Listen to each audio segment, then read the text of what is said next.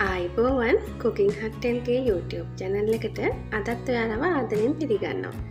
මම අද මේ වීඩියෝ එකෙන් ඔයාලට අරගෙන ආවේ කොහිල කන්න කැමති ඒ වගේම අකමැති කාටත් ආසාවෙන් කන්න පුළුවන් විදිහට රසම රස කොහිල බෙදුමක් හදාගන්න විදිහ.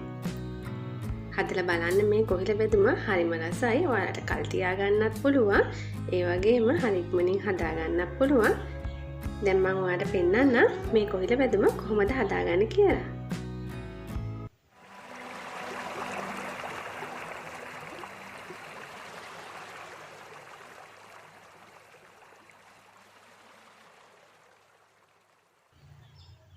මුලින්ම කොහිල ටික මේ වගේ හීනියට ලියා ගන්න ඕනේ. හීනියට ලියලා මම මේ ලුණු වතුර දාලා තමයි කොහිල ටික තියෙන්නේ. ඊට පස්සේ මේ ලුණු වතුරෙන් හොඳට මිරිකලා අරගෙන තෙත බේරෙන්න තියා ගන්න ඕනේ.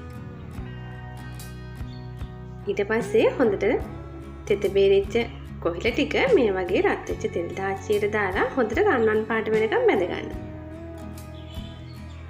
මේ වගේ රන්වන් පාට වුණාට පස්සේ ඔයාලට කොහිල ටික ලිපෙන් බා ගන්න පුළුවන්.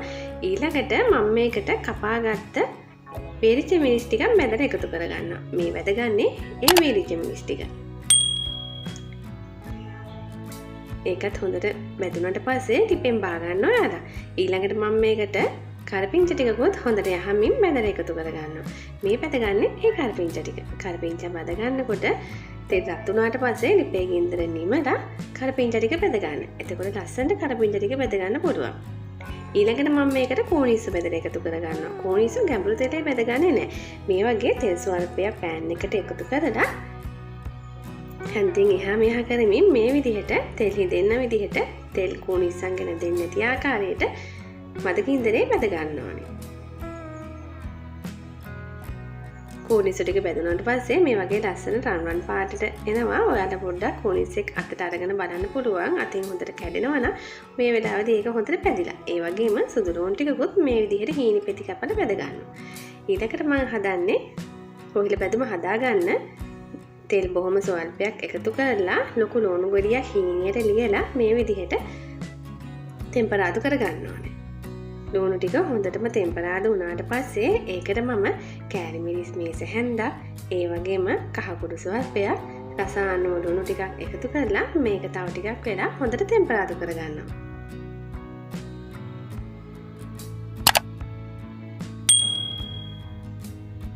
ලුණු ටික කර වෙන්නේ නැති වෙන්න ඒ වුණාට ගානට හොඳට බැදෙන්න තෙලේ ටෙම්පරාදු කරගන්න මම මේ බෙදුම හදාගන්නේ තෙල් ගොඩාක් අඩුවෙන් පාවිච්චි වෙන විදිහට ඒ වගේම තෙල් ගතිය නැති වෙන තරමට. ඒකයි මේ විදිහට තෙල් පාවිච්චි කරලා ලුණු ටික බැදගත්තේ.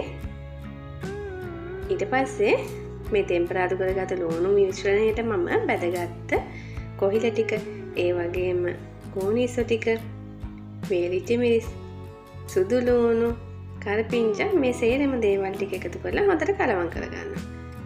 කලවම් කරගන්න අතරතුරේ ඔයාලා ලුණු රස මදි නම් තව ටිකක් ලුණු එකතු කරලා මේක රස කරගන්න පුළුවන්.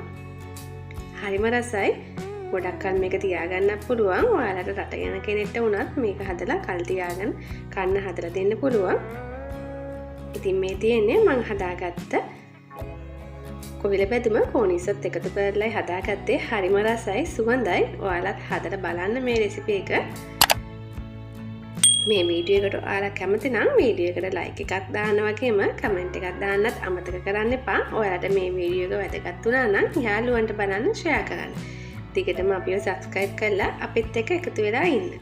ඔයාලා හැමෝටම සුබ දවසක්.